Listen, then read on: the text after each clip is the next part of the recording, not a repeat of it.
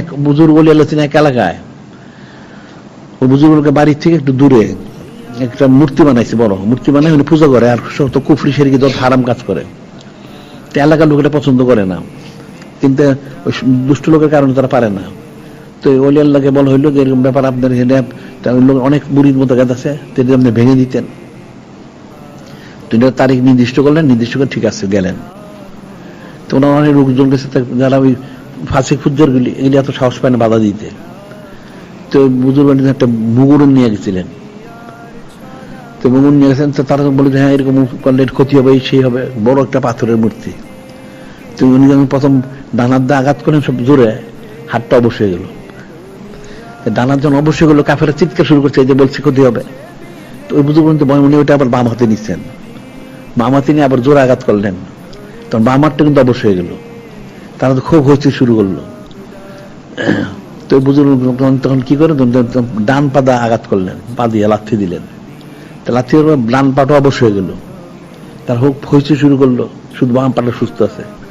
পরে আবার খুব জোরে বাম পাদে আঘাত করছেন, করার সাথে মূর্তির উপরে একদম গুঁড়ো হয়ে গেছে, আর ওই লোক উনি সুস্থ হয়ে গেছেন। সুবহানাল্লাহ। এটা হলো ইস্তেকামত। এখন যদি এক হাত হয়ে গেল তো ভয় পেলে তার জীবনে সুস্থ হইতো না, অসুস্থ থাকতে হইতো। এটা হলো গায়বী মদত, আল্লাহ বা গায়বী মদত করেন।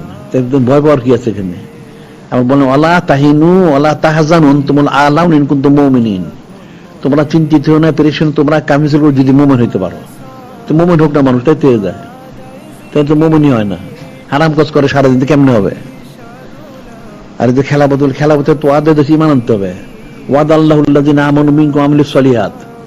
আল্লাহ ওয়াদা আল্লাহুল্লাযিনা ওয়াদা আল্লাহুল্লাযিনা আমানু।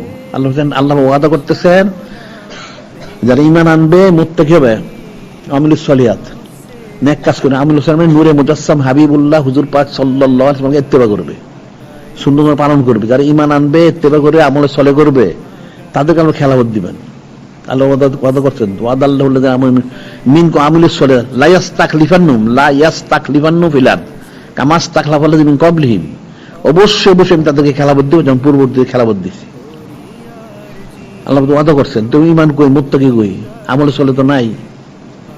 তা আমরা অনন্তকাল জারি করলাম, কই কতজন বুঝে? আন্তরিক সুন্নাত প্রচার কেন্দ্র করলাম, তো সুন্নাত কজন পালন করে? তাইলে ইমানদার হও, খালিস ইমানদার, তার আমলে চলে করো, তাহলে কুতুজি ফয়সালা হবে, গায়বী মদত হবে। আর আল্লাহ নিজেই বলছেন কান হাক্কান আলাইনা নাসরুল মুমিনিন, কান হাক্কান আলাইনা নাসরুল মুমিনিন। এটা সোজা কথা না। আল্লাহ নিজে বলছে আল্লাহ পাকের প্রতি কার কোনো হক নাই, যে আমার হক হচ্ছে মুমিনদেরকে সাহায্য করা। তা আল্লাহ পাক যদি সাহায্য করেন, তাহলে আর হিন্দার কোন কার কিন্তু ক্ষমতা চলবে না। তো মুসলমানদের কয়জনটা বিশ্বাস করে, কয়জনটা বুঝলো? মুসলমান মুমিন হচ্ছে কতজনে? সবকিছু হইলে খালি কাফের সমর্থন করে, কাফের সানাজুবত করে সারাদিন। নাউজুবিল্লাহ।